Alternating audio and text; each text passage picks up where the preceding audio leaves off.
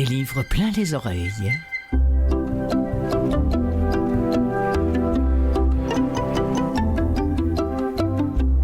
Bonjour à toutes et à tous, comment allez-vous? Je suis Clotilde Sey, je suis contente encore une fois d'être cette semaine dans le studio de Canal M qui produit l'émission Des livres plein les oreilles qui ne se consacre, vous le savez maintenant, qu'aux livres audio.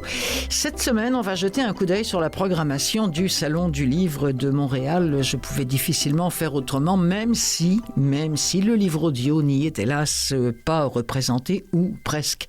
Je dis juste un coup d'œil parce que c'est tellement impressionnant le nombre d'activités, de lancements, de signatures qu'il va y avoir là-bas au Palais des Congrès. Alors je vous suggère deux choses. D'une part, c'est d'aller fureter dans sur le site internet. Si vous faites Salon du Livre de Montréal, vous tombez dessus automatiquement. Ou encore, si vous n'avez pas peur de la foule et des microbes, eh bien je vous recommande d'y aller directement. Mais bon, quand on aime les livres, on ne recule devant rien.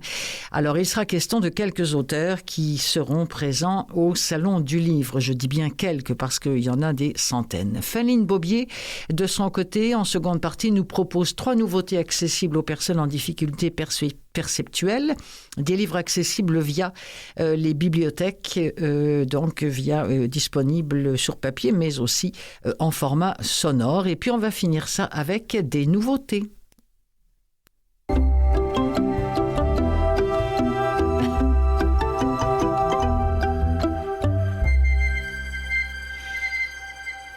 Le thème du Salon du Livre de Montréal, cette année, je vous avoue qu'il va falloir qu'on me l'explique, explorer l'infini de l'espace-temps. Ouais.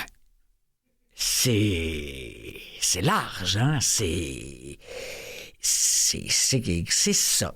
Explorer l'infini de l'espace-temps, c'est le thème du Salon du Livre de Montréal cette année.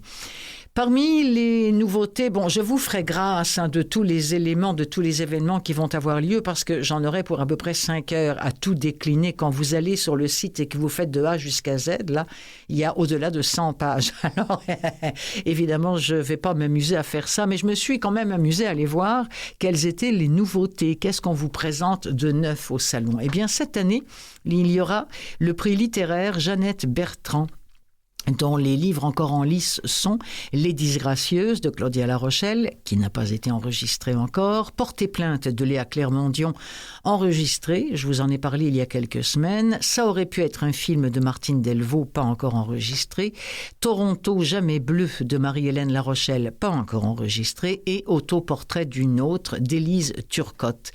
Ce sont des œuvres qui se sont démarquées, nous dit-on, par leur qualité littéraire et par la justesse des thématiques sociales fortes qu'elles abordent. Et quelle est la présidente du jury? Eh bien, c'est Pauline Marois. Puis je me suis dit, tiens, ça fait longtemps. Je me souviens, là, quand elle est arrivée ici pour venir enregistrer son livre, c'était tellement touchant de la voir simple comme c'est pas permis. Alors que nous, on avait l'impression qu'on allait voir arriver une diva, mais alors tellement pas. Mais tellement pas. Et j'avais eu le plaisir, la joie de la coacher pour sa lecture. Alors, on se demande dans ce livre-là, Pauline Marois, Au-delà du pouvoir, si vous vous posez la question, qui est Pauline Marois? Parce que, comme nous toutes, on connaît la personnalité publique, on connaît la femme d'engagement qu'elle est, on a vu la battante se hisser au sommet, on l'a vu pleurer lorsqu'elle en a été éjectée de ce siège miraculeux. Mais qui est-elle vraiment? Eh bien, Pauline Marois se raconte avec authenticité, avec des moments très forts, des moments familiaux, mais évidemment aussi les moments importants de sa carrière. C'est un livre qui se lit comme un roman, qui constitue aussi, et c'est assez saisissant, mais c'est vrai, un survol inouï des 50 dernières années de notre histoire politique. Je devrais dire 60, parce que ça fait déjà une dizaine d'années maintenant qu'elle n'est plus là, Pauline, je veux dire sur le plan politique. C'est vraiment un ouvrage incontournable pour qui veut faire un petit bout de chemin avec cette femme d'exception qui, au-delà des jugements et des opinions, a consacré sa vie au service du Québec. Et on fait partie maintenant de ces gens qui l'avons côtoyé un tout petit peu le le temps qu'elle vienne enregistrer son livre ici dans les studios, et on a vu à quel point c'est une femme d'exception et à quel point c'est une femme très simple. Et je me disais d'ailleurs, c'est dommage que ce ne soit pas cette image-là qu'on avait d'elle lorsqu'elle était au pouvoir. Ah, que voulez-vous, il y a du monde aussi derrière, hein. Alors c'est ça. Mais je suis très heureuse de vous proposer un extrait de Au-delà du pouvoir de Pauline Marois, élu par Madame Marois elle-même.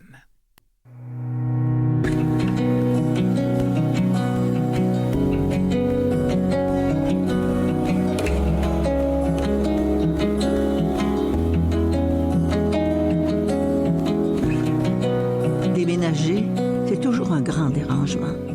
Ce moment propice à faire le tri, à choisir les objets à garder et ceux dont on se départit. Ça nous amène souvent à revisiter des chapitres de notre vie. En vidant les armoires, des souvenirs et des visages nous apparaissent. Notre propre visage aussi, celui du temps passé. Tous ces visages qui ont été nôtres, que les années tannent ou enluminent. C'est la somme d'une vie qu'on place chaque fois dans des cartons. C'est le moment de constater, dans le tourbillon du départ, la somme de ce que l'on est, et de se déraciner pour se refaire un nid ailleurs.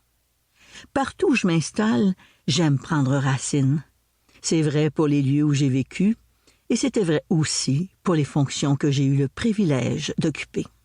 Prendre racine, c'est pour moi apprivoiser l'espace, l'habiter, y vivre des joies et des peines, y recevoir les gens que j'aime, créer des liens avec le voisinage et avec les personnes qui lui donnent vie. L'automne dernier, j'ai rassemblé mes pénates et orchestré notre déménagement vers la maison que nous faisons construire à Lille. J'ai fait le deuil de notre condo de la rue Saint-Jacques. J'ai adoré vivre entre ces murs, y convier la famille et les amis à des fêtes animées, profiter de la grande terrasse qui occupait le toit. J'ai fait le deuil du vieux Montréal aussi, ce quartier où le passé tient le présent entre ses mains. Chaque édifice y porte la beauté de son histoire, la lourdeur des époques, l'aplomb, intimidant des leçons apprises ou oubliées, et de mémoires qui persistent. Dans ce quartier historique, la dame qui tenait le resto-traiteur où je m'arrêtais souvent se montrait toujours heureuse de me voir. Elle me faisait la bise quand j'arrivais. L'épicier, un jeune burkinabé aux longues tresses, me donnait l'accolade, me tutoyait en me racontant sa vie. Il en allait de même du poissonnier, du boucher. Faire les courses, c'est faire des rencontres. Que ce soit Montréal, l'île Bizarre ou Charlevoix, je m'approprie mes environs, en fréquentant les commerces, en arpentant les rues. Je me familiarise avec les gens qui font partie et feront partie de mon quotidien. Du nettoyeur au cordonnier, en passant par le dépanneur, le resto du coin, la pâtisserie ou l'épicerie. Je trouve douloureux de quitter un endroit que je me suis approprié. Chaque fois, je meurs un peu. Je dois me déraciner de ces lieux qui me plaisent, couper des liens, renoncer à des personnes auxquelles je m'étais attaché, au confort que j'y trouvais. Je vivais la même chose dans ma vie professionnelle. Lorsqu'on me confiait un nouveau ministère, de nouvelles fonctions, je me faisais un devoir et une joie d'aller à la rencontre de mes nouveaux collaborateurs, d'apprendre à les connaître, de m'approprier les politiques, les programmes. J'éprouvais toujours une envie très forte d'établir un ancrage. Ainsi, chaque fois que j'ai dû partir, j'ai souffert de rompre ces liens. Bien souvent, ce n'était pas par choix. Déménager, changer de ministère, quitter mes fonctions de première ministre après une défaite difficile, de petits et grands deuils. Au cours des 5 dernières années, le vieux Montréal a été mon chez-moi, mon village. J'aimais y marcher pour me rendre à des rendez-vous, pour faire mes emplettes, pour voir et revoir ces visages qui m'étaient devenus familiers, pour en découvrir de nouveaux. C'est aussi dans ces rues que j'ai eu très souvent le plaisir de vous croiser. Depuis mon retrait de la vie publique en 2014, vous ne m'avez pas quitté. Vous venez vers moi sur le trottoir, au restaurant, pour me dire bonjour, pour me dire merci. Le temps d'une conversation au passage, vous m'offrez un bout de votre vie, un aperçu de qui vous êtes, de ce que j'ai représenté pour vous. Vous me témoignez encore votre appui, votre gratitude. Vous m'exprimez vos vues sur les politiques d'aujourd'hui, sur les décisions de nos dirigeants. sur les avenues que pourrait envisager notre nation. Et c'est exactement ce que nous avions fait d'ailleurs en cassant la croûte ensemble, en partageant un bon sandwich. Non, le sandwich n'était pas bon, mais on a fait un petit brin de jasette comme ça autour de tous ces sujets dont elle vient de parler et dont elle parle dans ce livre Au-delà du pouvoir, Madame Marois, qui est donc présidente du jury du prix littéraire Jeannette Bertrand au Salon du Livre. Parmi tous les auteurs, écoutez, autrices, Boulris, Joséphine Bacon, Normand Baillargeon, Sophie Bienvenue, Roxane Bouchard, Mélanie Boulet, tout ça, c'est des gens dont je parle assez régulièrement à l'émission. Jean-François Caron, Léa Clermont-Dion, etc. Alors, j'ai choisi de revenir peut-être sur quelqu'un dont je parle un peu moins, qui est Andréa Michaud. Elle est l'auteure d'une douzaine de romans qui sont tous plus inquiétants les uns que les autres. C'est une femme à l'écriture finement ciselée. Une femme, par son écriture, c'est toujours très, très mystérieux. C'est toujours très enveloppant, ça nous trouble, on ne sait jamais sur quel pied danser. Est-ce que je vais tomber dans l'horreur la plus totale ou juste un petit problème psychologique? On ne sait pas, c'est vraiment complètement ensorcelant, voilà, je dirais ça comme ça. Madame Andréa Michaud, qui a été lauréate à 2 reprises quand même du prix du gouverneur général, en 2001 pour Le Ravissement et en 2014 pour Bondrée. Elle va venir présenter son nouveau livre qui s'appelle Baignade, qui n'est pas enregistré encore. Alors j'ai pour vous un extrait de Tempête. Ces 3 jours se sont ainsi déroulés entre le crépitement tranquille de la pluie et le glissement du pinceau sur le mur. Un glissement au son mielleux qui me rappelait que des milliers de fleurs allaient bientôt couvrir de jaune la neige oubliée. Le soir, je me postais devant la baie vitrée, sur laquelle je n'avais pas nettoyé le crachat de Franck, et je guettais l'apparition de l'homme de pierre, que l'absence de lune rendait invisible, mais qui s'approchait lentement, qui reprenait sa lente avancée au même endroit chaque nuit, sur le chemin boueux, ses pieds de plus en plus gros s'alourdissant de la vase dans laquelle il s'enfonçait. Un homme de glaise qui sécherait au soleil et viendrait s'effriter sur le pas de ma porte. Un être sec qui voudrait s'abreuver à la bave de Franck. Puis, le 4e jour, la pluie a fait place à la lumière. Dans la maison, les rayons de poussière se dématérialisaient sur mon passage, créant des lignes brisées qui retrouvaient vite la certitude de la ligne droite. Dehors, la pluie avait laissé ses traces un peu partout. Les bancs de neige avaient fondu de moitié et des mares que le sol gorgé d'eau ne parvenait pas à absorber s'étaient formées ici et là, sur fond de sable et de glace. Sur le chemin creusé d'ornières, les pas de l'homme de pierre s'étaient quant à eux transformés en une série de cratères, dont les bords évasés témoignaient des efforts de l'homme pour ne pas être avalé par la terre. D'un coup de pinceau, j'ai ouvert l'œil du loup que j'avais peint dans la forêt qui s'étalait maintenant sur le mur, pour qu'y entre le soleil éblouissant d'avril. J'ai ensuite refermé le pot de peinture, Bloody Mary, et me suis préparé pour ma première véritable promenade aux abords de Cold Mountain. Le temps était plus doux que je ne l'avais supposé. Après les froids intenses contre lesquels je m'étais battu pendant des jours pour assurer ma survie et garder le secret de Franck, je m'attendais à ce que la morsure du vent me fasse courber l'échine. Mais la brise avait cette tiédeur qui vous pousse au contraire à ouvrir les bras et offrir votre visage au soleil, aux éclats rougeoyants qui dansent sous vos paupières closes. J'ai donc ouvert les bras et me suis abandonné à l'insouciance de la lumière qui me promettait une journée splendide. J'ai d'abord fait le tour de la maison, évitant ici et là des flaques de neige fondue, m'enfonçant ailleurs jusqu'aux genoux et dérapant sur les plaques de glace qu'une fine couche d'eau rendait périlleuse.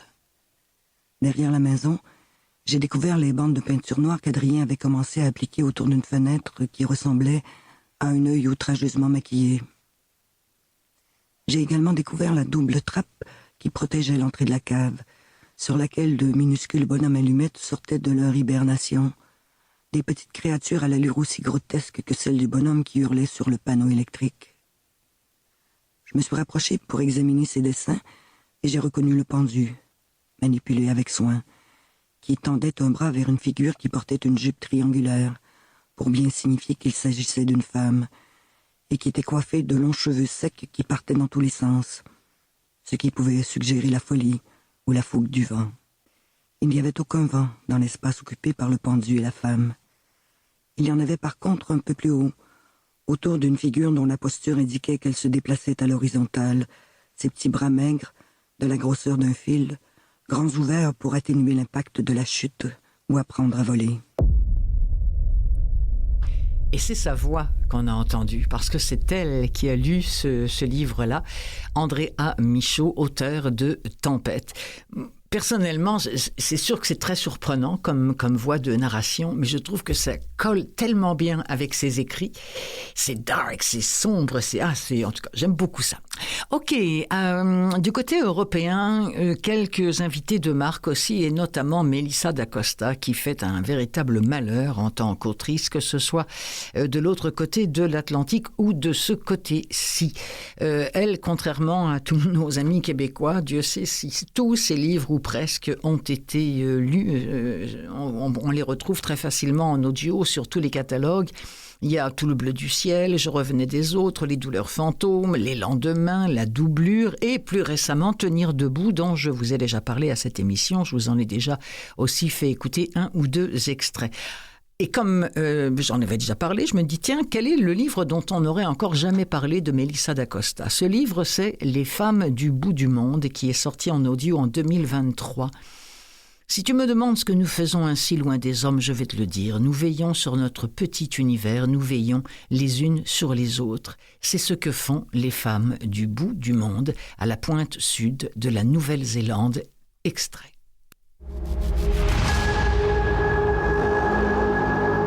Elle a un regard vif, un peu dur.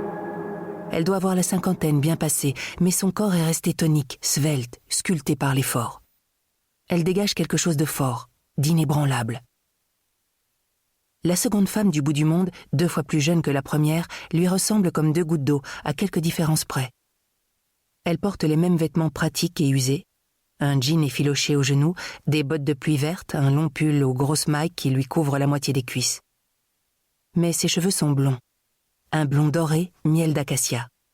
Elle les a noués en un chignon défait. De nombreuses mèches s'en échappent, battues par le vent, et elle a ce tic consistant à replacer les mèches éparses derrière ses oreilles. Elle le fait sans cesse, sans avoir l'air de s'en apercevoir. Son visage est hâlé, lui aussi, ses traits réguliers. Il s'en dégage à la fois une grande simplicité et une profonde franchise. Sa mâchoire carrée lui donne un aspect robuste, toutefois contrebalancé par ce grain de beauté sur la joue, à l'arête de sa narine gauche, qui vient révéler une certaine féminité latente. Elles attendent, plantées devant le panneau en bois. Elle fixe le van blanc en piteux état qui vient de s'arrêter à quelques mètres d'elle et dont s'apprête à sortir la jeune Française qui les a contactées quelques jours auparavant. Elles ont été assez surprises. Les Français, il y en a à l'appel chaque année. Les backpackers, comme les appellent les locaux. Ils achètent des vannes avec plus de 200 000 km au compteur, sillonnent l'île du Sud pendant l'été, photographient, s'extasient, jurent. Puis, dès que l'automne s'installe et que les températures chutent, ils déguerpissent tous dans l'île du Nord, où le climat est plus doux, où ils trouveront une place dans les usines de conditionnement de kiwis ou de pommes pour se refaire une santé financière avant de reprendre la route. Plus grand monde alors sur l'autre île, et encore moins chez elle, à l'extrême sud, le dernier bout de terre avant le pôle. À cette saison, il ne reste que les locaux et les animaux. Moutons, lions de mer, otaries, manchots. C'est la période qu'elle préfère. Le sentiment d'isolement y est total. Elles sont seules au monde, mère et fille, face aux éléments déchaînés. Dans l'habitacle, la jeune fille remercie son chauffeur, échange une poignée de main qui se veut amicale. Mère et fille sont surprises de découvrir la silhouette qui approche, ployant sous le vent et le poids d'un sac à dos de 80 litres. L'annonce précisait « Travail physique en extérieur ». Elle s'attendait à une femme robuste, une habituée aux épaules larges et aux mains abîmées, pas à ce petit bout de femme qui semble à 2 doigts de se faire emporter par une bourrasque. Elle est mince, gracile, ses chevilles paraissent trop fines pour ses baskets blanches. La mère craint qu'elle ne les perde. Tandis qu'elle avance, ses boucles brunes forment des tourbillons autour de son visage, un visage délicat et pâle en forme de cœur. La fille songe immédiatement à « joli cœur ». Il lui semble que c'est une expression française, mais elle ne sait pas ce qu'elle signifie. Elle se promet de se renseigner plus tard. Le van redémarre, donne un joyeux coup de klaxon, mais la jeune fille ne se retourne pas pour saluer son chauffeur. Elle paraît dériver en pleine tempête. Il y a quelque chose de tourmenté et d'égaré sur ses traits. « Bonjour !» lance la femme plus âgée en faisant un pas en avant. Elle lui tend la main, sa poignée franche, énergique, celle de sa fille plus mesurée. « Je suis Autumn !» ajoute la mère. La Française répond dans un anglais où chante son accent. « Automne ? Comme la saison ? » ?»« Oui. » On s'attend à la voir sourire, mais son visage, si gracieux soit-il, reste fermé, insondable. « Voici ma fille, Millie, » poursuit Automne. « Et toi, tu es ? » ?»« Flore. » Bienvenue dans l'univers de Melissa d'Acosta, les femmes du monde. Je vous rappelle que Melissa d'Acosta sera l'invitée du Salon du Livre. Encore une fois, ne me parlez pas de date et horaire parce que c'est un peu complexe. Rendez-vous sur le site du Salon du Livre de Montréal. Vous faites Melissa d'Acosta et tout va apparaître pour vous. Un autre invité de marque cette année, c'est Franck Tilliez. Quand on fait une recherche bibliographie de Franck Tilliez, il y a 160 titres et des poussières qui sortent. Et c'est vous dire comment il est prolifique, le bonhomme. C'est vraiment un invité de marque pour les amoureux de polars et autres romans, parfois même plus glauques que les polars. Une question lui a été posée et ils en ont fait un livre. Donc la réponse est assez longue, mais j'en ai un extrait pour vous. Réponse à la question: comment devient-on un auteur de polar et de glauque? Et c'est Franck Tilliez lui-même qui répond.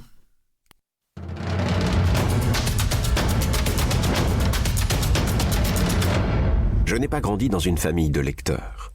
Mes grands-parents paternels et maternels ont vécu dans un environnement de charbon et d'acier, du côté du bassin minier du Nord, où les seuls livres à se mettre sous la main étaient les journaux locaux, comme l'Avenir de l'Artois ou La Voix du Nord. Ils n'avaient pas été élevés au contact des livres, et donc on en trouvait peu à la maison. J'ai le souvenir de quelques ouvrages à l'eau de rose ou autres grandes histoires d'amour qui traînaient dans un panier avec les magazines People. Il m'est arrivé d'en lire quelques-uns. Je me souviens de l'histoire bouleversante d'une infirmière atteinte d'une grave maladie, qui malgré tout continuait à se battre et à soigner des gens. Ce récit, dont je ne me rappelle plus le titre, m'avait profondément ému. On parcourait souvent les brocantes le dimanche matin. Et ma mère m'achetait des piles du journal de Mickey ou des Picsou Magazine à moins de 10 centimes de francs l'unité. C'est de cette façon-là, à écumer les brocantes avec mes parents, que lorsque j'ai eu 14 ans, j'ai découvert Stephen King.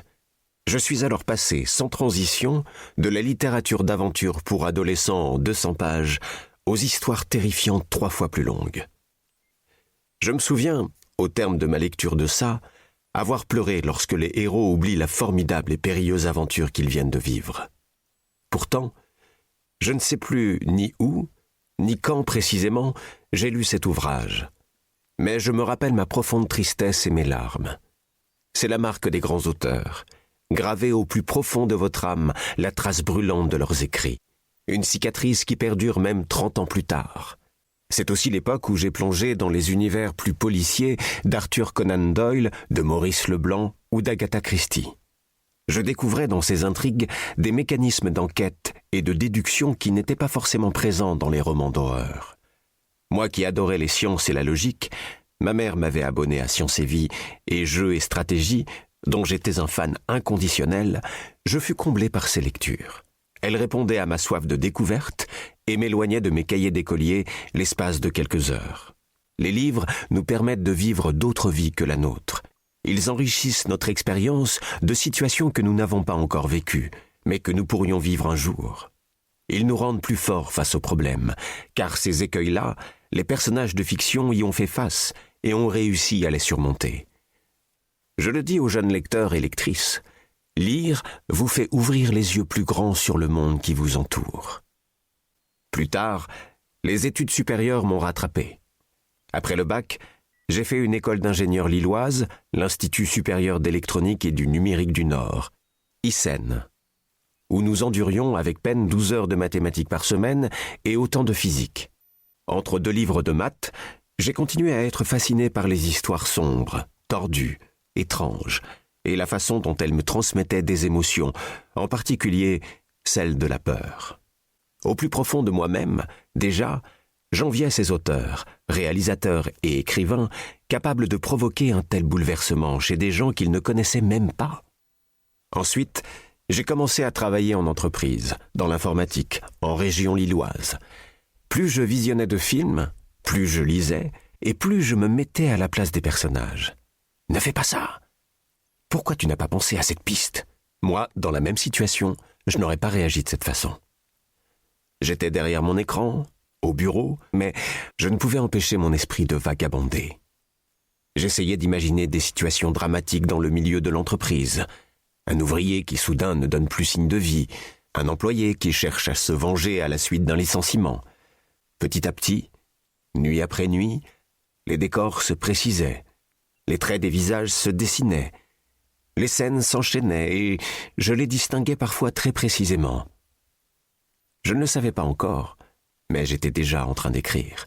Si l'on m'avait dit, un mois avant que je me lance, qu'un jour je serais romancier, j'aurais pris mon interlocuteur pour un fou. Je n'ai jamais eu cette idée en tête.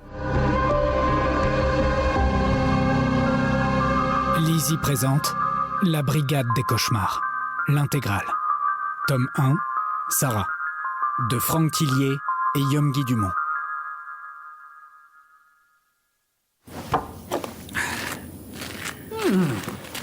Enfin.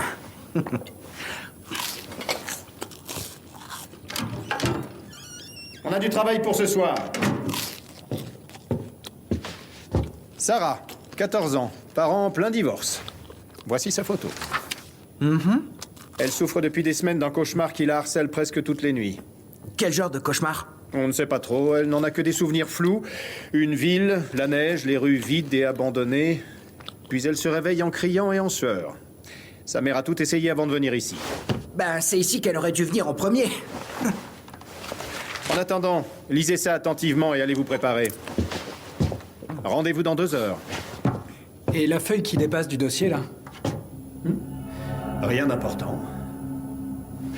Ne soyez pas en retard.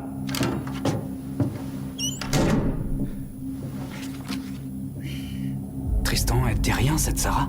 Non, pourquoi? J'ai l'impression de l'avoir déjà vue. Peut-être avant ta perte de mémoire? Peut-être, ouais. Peut-être.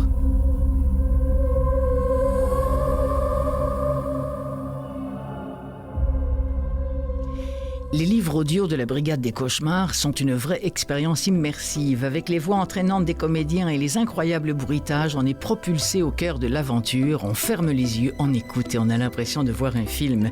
Celui qui dit ça, c'est Franck Tilliez, l'auteur de ces Brigades des Cauchemars, qu'on peut trouver, je vous le disais, qu'on peut retrouver chez Lizzie Audio. Vous écoutez Des livres plein les oreilles avec Clotilde Sey.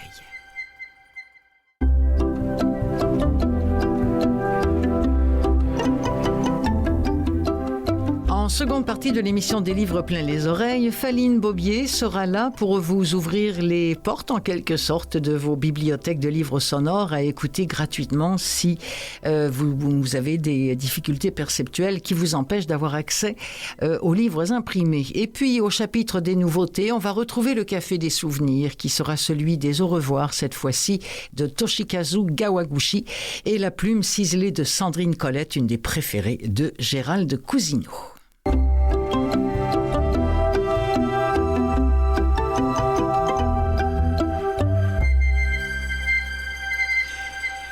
Bonjour Faline. Bonjour Clotilde, ça va? Oui, ça va bien vous-même. Oui. Bon, alors toujours très très présente au sein du service de CAEB pour rendre disponible cette littérature audio dont vous nous parlez une fois par mois. Et on commence avec un livre qui me semble très important. Oui, c'est une œuvre documentaire, bien sûr. J'accuse les tortionnaires d'Omar Khadr par Frédéric Bérard, qui est avocat. Alors, moi, je me rappelle de ce cas. C'était en 2002.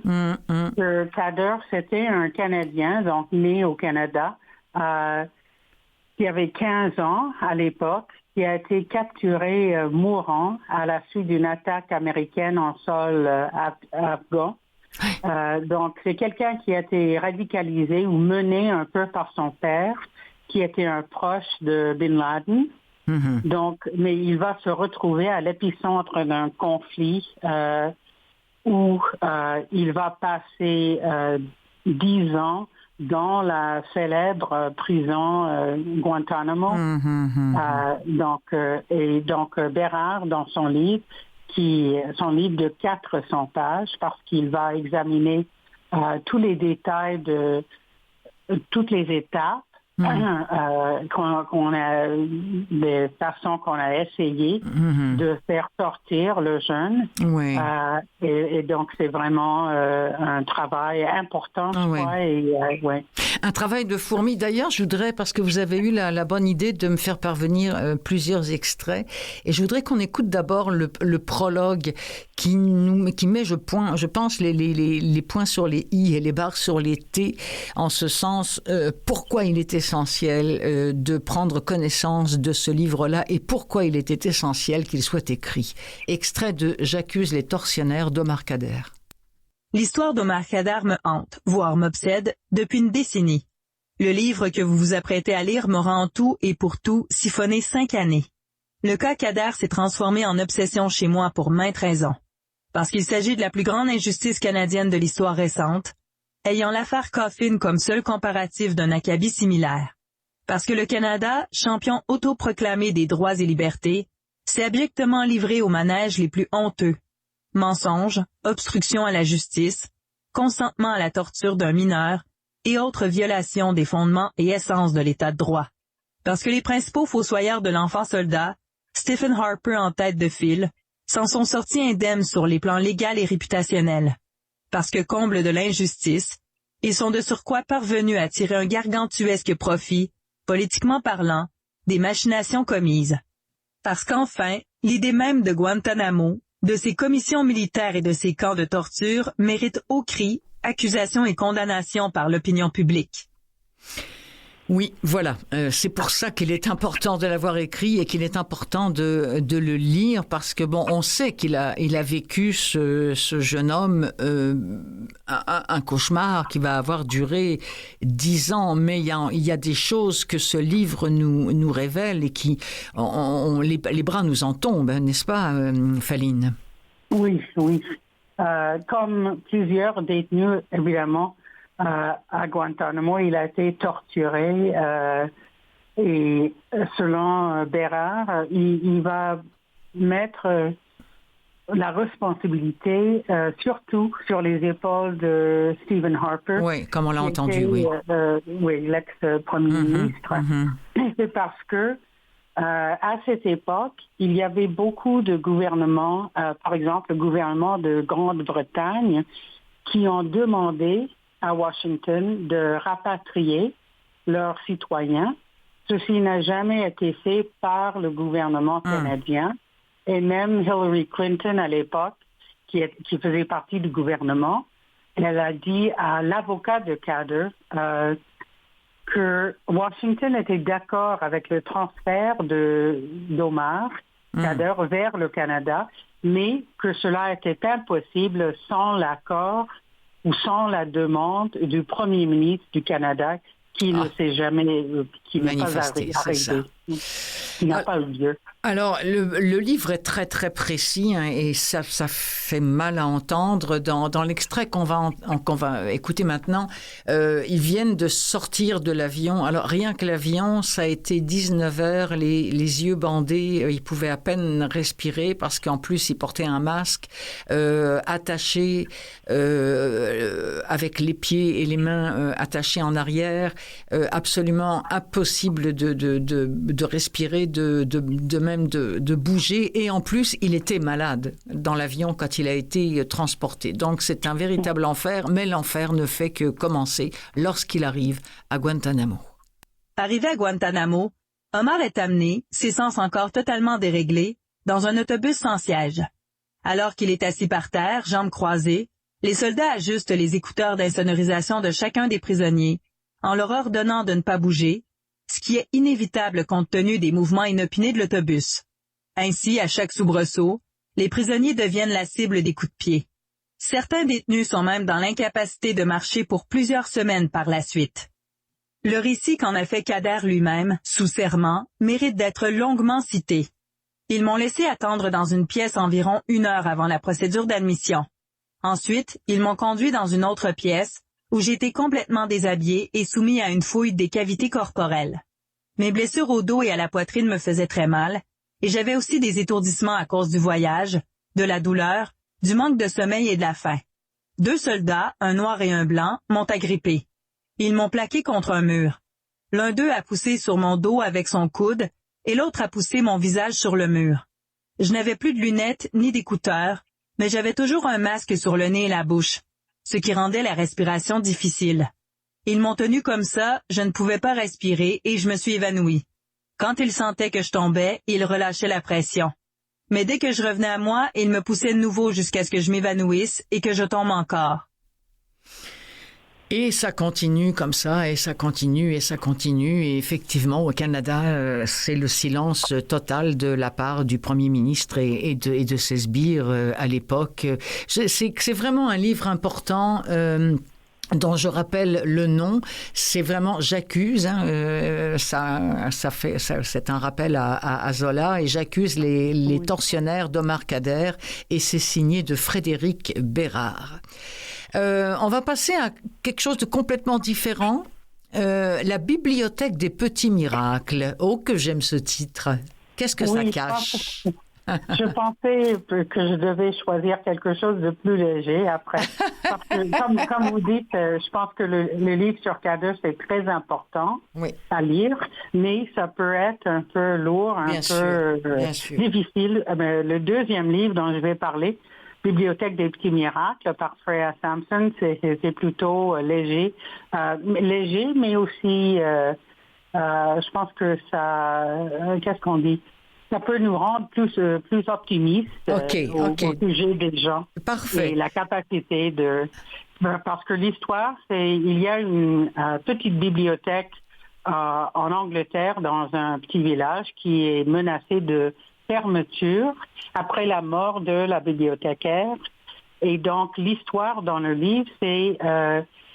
après le décès de la bibliothécaire, il y a un groupe d'abonnés à la bibliothèque un peu excentriques qui vont entreprendre de sauvegarder l'établissement qui est menacé de fermeture.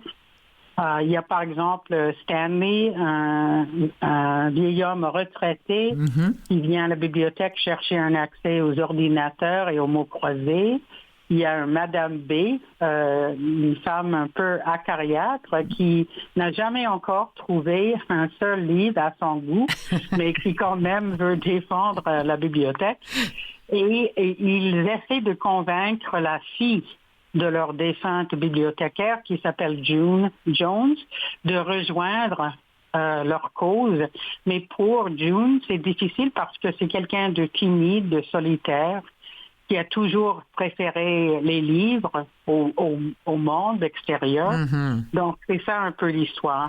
OK. Qui est Chantal là-dedans? Il n'y a pas une Chantal? Chantal, il y a une adolescente qui a besoin d'un endroit tranquille pour étudier loin de chez elle. Donc, elle aussi, elle fait partie de ce groupe qui vont essayer de sauver la bibliothèque. Oh, que c'est charmant, dans ce petit village. On va en écouter un extrait de La bibliothèque des petits miracles. Il est trop tard pour annuler l'heure des comptines, donc tu devras me remplacer pour ça aussi. June sentit peser un poids sur sa poitrine. En fait, je suis désolée, j'avais oublié, mais Alan, pas de mec qui tienne. Sans compter que ça te fera un bon entraînement. Quand j'aurai pris ma retraite à Noël, celui ou celle qui me remplacera voudra peut-être que tu animes ces séances. L'anxiété de June redoubla. « Marjorie, vous savez bien que je ne peux pas... » « Pour l'amour du ciel, June. On parle d'un atelier de comptine, pas de The Voice. » June s'apprêtait à argumenter, mais Marjorie venait d'allumer son ordinateur, lui envoyant ainsi une sorte de ne pas déranger subliminal. June quitta le bureau, oppressée, et comme il n'était pas loin de 17 heures, elle s'attela aux tâches routinières qui précédaient la fermeture.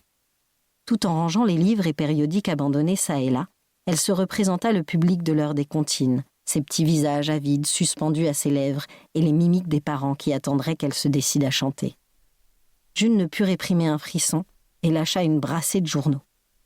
C'est terrible quand on est timide de se faire dire tu vas assumer l'heure du compte devant les enfants et leurs parents, effectivement. Ça a l'air absolument charmant. Là, c'était la version...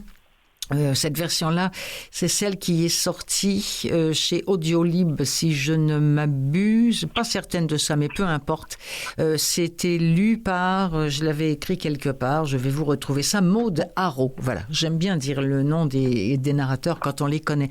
Très rapidement, hein, parce qu'on va manquer d'un petit peu de temps, mais malgré tout, je voudrais qu'on évoque un petit peu Les Enchanteurs de James Ellroy. On est au cœur des États-Unis, hein, oui, Ellroy, pour les gens qui le connaissent, c'est un personnage et c'est quelqu'un qui, il a écrit une vingtaine de livres jusqu'à date et la grande majorité de ses livres ont lieu à Los Angeles où il est né en 48 et c'est surtout les années 40, 50 et 60 dont il va traiter dans ses livres. C'est un personnage ou c'est une personne qui déteste le monde contemporain, comme il dit. Il n'a pas d'ordinateur, il n'a pas de téléphone cellulaire. Il écrit tous ses livres à la main. Et il se dit chrétien, mais en même temps, si vous lisez ses livres, et ce livre n'est pas... c'est la même chose, ce qu'il aime, c'est vraiment...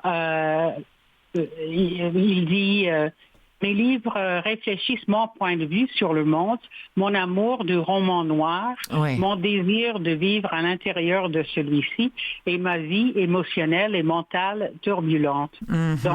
Dans ce livre, Les Enchanteurs, il s'agit de Los Angeles au mois d'août 1962. C'est la mort de l'actrice Marilyn Monroe qui est retrouvée morte. Est-ce qu'il s'agit d'une overdose? Est-ce qu'il s'agit d'un assassinat? Donc, l'histoire, il y a un flic qui ne travaille plus pour la police, un personnage qu'on a déjà vu dans d'autres de ses romans, qui va entreprendre d'essayer de savoir qu'est-ce qui est arrivé. Et on va entendre parler notamment des Kennedy. On va écouter un extrait. Los Angeles, 9h40, mardi 10 avril 1962. Jimmy Hoffa a dit « Les Kennedy. Mes sources m'ont raconté que vous étiez de nouveau en cheville avec ces merdeux. » L'hôtel Statler, au centre-ville. Une petite suite proprette, café et beignets. C'est une confrontation. On est assis dans 2 fauteuils tout proches, nos genoux se frôlent. Avec Jack, oui. Je suis sûr que vous connaissez l'histoire. Hoffa a fait craquer ses articulations. Vous l'avez sorti d'un merdier avec une call girl. Vous aviez 2 possibilités. Vous avez choisi la mauvaise et vous avez torpillé votre relation avec notre futur président. J'ai bu une gorgée de café. J'ai présenté la facture. Les larbins de Jack m'ont arnaqué avec des faux billets. Une délicate attention. Hoffa a ricané. Et vous en êtes où avec son minable de frangin, Bobby? J'ai choisi le mode comme ci comme ça. Je l'ai rencontré 2 ou 3 fois. Je pense que vous le connaissez un tantinet mieux que moi. Extrait de Les Enchanteurs de James Ellroy. On a vraiment défoncé le temps, comme on dit vulgairement en radio, chère Faline, mais ce n'est absolument pas grave. Merci encore d'avoir participé à cette émission-là pour nos amis non ou malvoyants. Merci. Merci beaucoup, Clotilde. Bonne journée à vous, Faline. Au plaisir. Oui.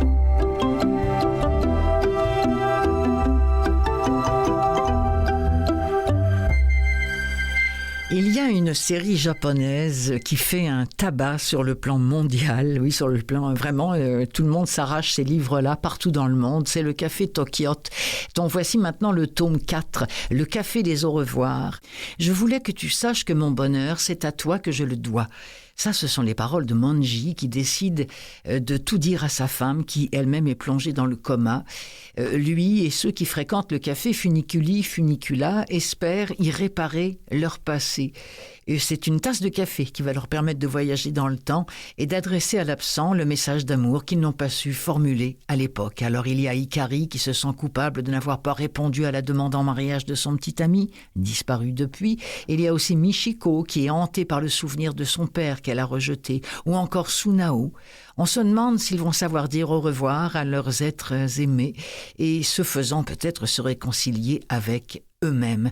Vous vous souvenez que de Tant que le café est encore chaud, ça c'était le tome 1, et bien ça c'est le tome 4 du Café Tokyot, le café des au revoir, extrait.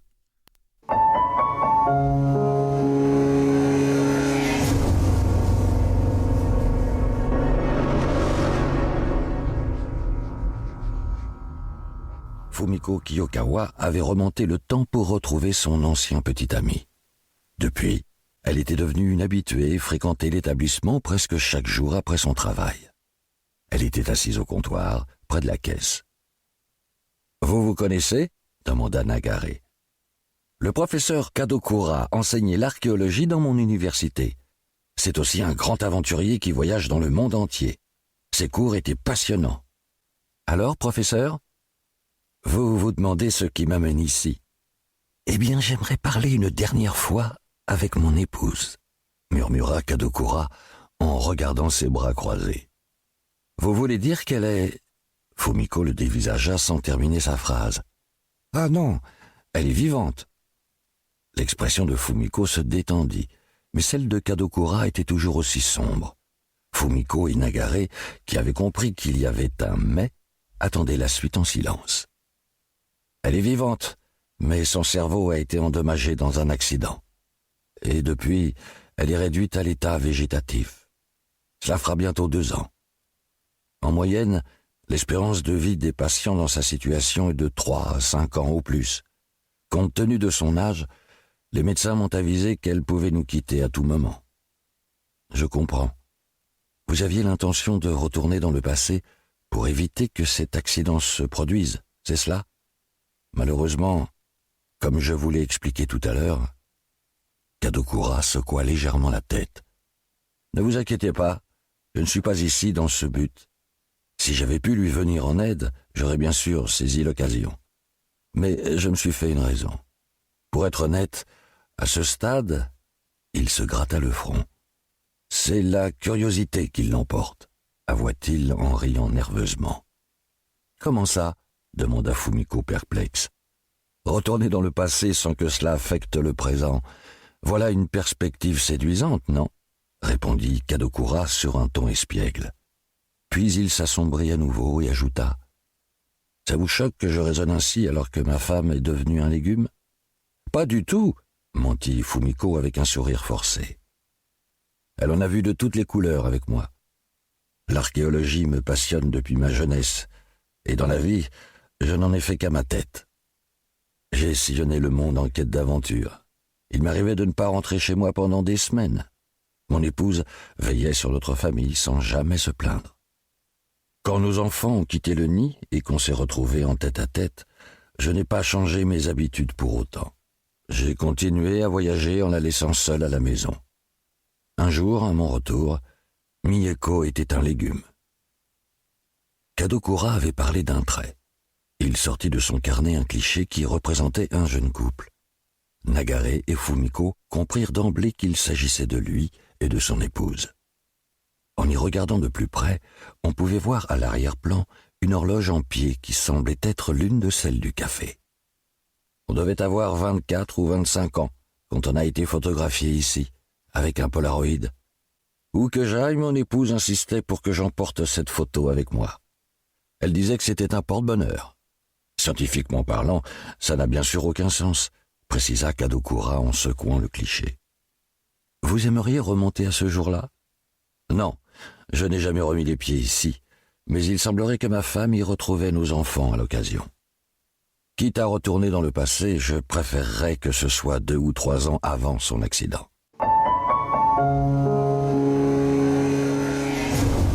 Je ne sais pas si vous aimez le cinéma japonais, mais ça, c'est exactement un livre à la japonaise où ne cherchez pas l'aventure et le pampan et et voilà et les explosions et les courses-poursuites là-dedans. C'est vraiment très calme, mais c'est une série apaisante. Tout comme d'ailleurs peut-être Madeleine avant l'aube, avec ça, c'est Sandrine Colette qui a écrit ça, la petite préférée de Gérald de Cousineau, qui nous emmène dans un endroit à l'abri du temps. Les Montées, c'est un pays à lui seul pour juste une poignée de personnes. Ambre, Aélis et la vieille Rose, qui mènent une existence rude, qui travaillent sur une terre très avare de fruits, de légumes, et en plus une terre qui appartient à d'autres. Ce petit monde-là serre les dents, et jusqu'au jour où il y a une petite fille, une fillette affamée, sauvage, qui va arriver là. Madeleine avec un A. Elle va être adoptée par les Montées, par les femmes qui habitent là. Et cette petite-là, elle est courageuse, elle est passionnée, elle est vivante, mais il y a dans ses yeux une petite flamme, pas tout à fait droite, une petite flamme qui fera un jour brûler le monde, c'est l'impression qu'elle nous donne. Voici un extrait de Madeleine avant l'aube de Sandrine Colette, lu par Clément Bresson. Nous, là-dedans, au bout des terres les plus lointaines, nous sommes immuables, telles les forêts anciennes qui nous entourent. Nous pourrions être les personnages des histoires que les conteurs colportent depuis toujours. À une différence près, ici, les histoires ne finissent pas bien. Les rois ne sont jamais venus enlever une de nos bergères, ou alors pour la violer, pas pour en faire une reine. Enfin voilà, nous y sommes, et il y a cette chose dans l'air qui nous agace chaque soir, et dont nous ne savons pas ce que c'est. Alors nous surveillons. J'ai une meilleure ouïe que Rose. Rose, elle, a de l'âge. Ce n'est pas tant en nombre d'années qu'en nombre de douleurs. Les secondes vont beaucoup plus vite et beaucoup plus fort que les premières. Je ne dis pas qu'elle est vieille complètement, mais elle entend moins bien qu'avant. Certains après-midi, elle ne devine plus le bruit de mes pas quand je reviens par l'arrière de la maison et que je passe le seuil en bois si usé qu'il ne craque plus. Elle me découvre au dernier instant, je m'en rends compte, son œil sursaute. Elle, impassible. Juste cet iris bleu délavé par les ans qui fait comme un claquement, un éclair, et puis qui retombe sous les paupières lourdes. Rose continue à couper les légumes ou à trancher le pain. J'entends son murmure. « Ah, c'est toi ?» N'importe quel autre que moi, justement, ignorerait l'infime suspension de son geste, l'hésitation quand je suis entré par cette porte toujours ouverte, qui ne fait pas de bruit non plus, et que ma présence l'a prise au dépourvu. Elle se gratte l'oreille. « Ces fichus bouchons de cire !» marmonne-t-elle. Moi, je sais que ce n'est pas la cire, c'est l'âge. On fait semblant, elle et moi, que rien ne s'est passé. Il ne faut pas que Rose vieillisse. Les vieux ici ne durent pas, on n'en veut pas, on ne peut pas. Rose vit seule dans sa petite maison. À un moment, elle a eu 2 fils, et ils sont partis. Ils ne sont pas nombreux ceux qui ont quitté le pays arrière, mais ces 2-là, ils en étaient et ils ne sont jamais revenus. Au début, ils donnaient des nouvelles, des marchands qui venaient jusqu'à nous et qui récitaient un message. Les fils disaient que c'était mieux là-bas. Ils ne proposaient pas qu'elle les rejoigne. Rose, ça la chiffonnait un peu et puis après, elle mettait cela de côté. De toute façon, elle n'imaginait pas laisser son bout de pays. Petit à petit, les missives ont cessé. Les hommes, c'est comme ça, dit-elle. Loin des yeux, loin du cœur. Cela fait 20 ans qu'elle ne les a pas vus. Je trouve ça triste, surtout quand je devine quelques affaires encore pliées sur les couches et malgré les années, un peu de leur odeur enfouie au cœur des tissus. Rose dit qu'il ne faut pas être chagrin. Il ne faut pas user nos forces avec des questions trop grandes pour nous. Des mots que je n'arrive pas à retenir. Moi, je ne suis rien pour elle. Rien par les liens du sang. Je suis là, c'est tout. Elle m'a recueilli un jour que tout petit, je crevais de faim sur le chemin. Je suis resté. C'était il y a 8 ans. L'absence des fils s'est installée lentement. Rose a pris l'habitude, comme quand on perd un chien. Seulement l'absence, ce n'est jamais doux. C'est juste le temps. C'est comme ça. On peut bien ne pas être d'accord, le temps mange tout. les bonnes choses et aussi les mauvaises. Il a grignoté le chagrin, grignoté les absents. Moi, je suis là et je ne partirai pas. La différence avec les fils de Rose, c'est qu'eux rêvaient de voyager. Moi, mon voyage, je l'ai fini ici. Et puis ce pays, âpre, rêche, il me parle, il résonne même si au fond nous en sommes prisonniers. Une langue de terre coupée des autres par le fleuve et que personne ne nous dispute. Nous n'avons pas le droit d'en sortir, il y a des règles. Nous appartenons aux ambroisies. Enfin, cela fait trop longtemps que les chiens aboient au moment où la nuit tombe et Rose pense que ça vient de là-haut. On ne peut pas laisser les choses arriver sans être certain de ce que c'est et s'il y a une menace. La seule sensation que j'ai pour l'instant est contradictoire. Ce n'est pas dangereux, mais il y a du danger. C'est inoffensif, sans quoi les aboiements des chiens seraient pleins de rage et d'alarme. Si on s'en tenait à cela, ce serait par paresse, et nous ne sommes pas paresseux. Je l'ai dit, nous sommes vigilants. Alors là-haut, il y a quelque chose et je vais le trouver. C'est un extrait de Madeleine avant l'aube de Sandrine Colette, lu par Clément Bresson. Salut tout le monde, à la semaine prochaine. C'était Clotilde Sey à l'émission Des livres plein les oreilles, animée, oui, c'est ça, par Clotilde Sey, j'allais le dire. J'ai un énergumène qui me fait plein de signes là de l'autre côté, puis ça me perturbe beaucoup. L'énergumène s'appelle Mathieu Tessier, je l'embrasse. Bon salon du livre tout le monde.